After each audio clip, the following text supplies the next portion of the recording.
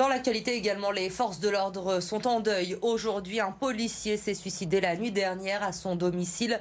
Jade Terlin, que sait-on ce soir exactement sur les circonstances de ce drame? Selon nos informations, c'est un policier âgé de 46 ans qui, dans la nuit de mardi à mercredi, aux alentours de 4 heures du matin, a mis le feu à son domicile où il vivait seul.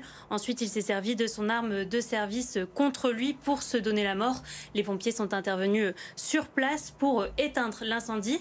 Ce qu'on sait, c'est qu'il travaillait à l'aéroport de Lyon-Saint-Exupéry en tant que policier aux frontières et faisait partie de la brigade de nuit.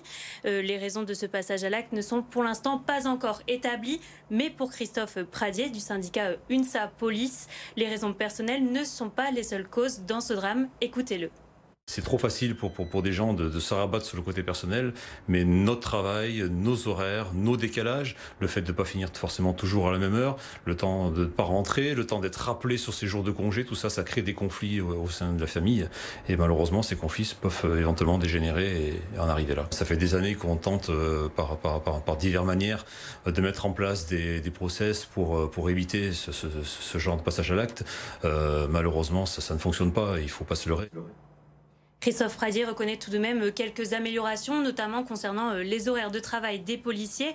Mais selon lui, c'est loin d'être suffisant. Il réclame notamment un meilleur accompagnement psychologique pour les policiers en amont afin de prévenir d'éventuels passages à l'acte.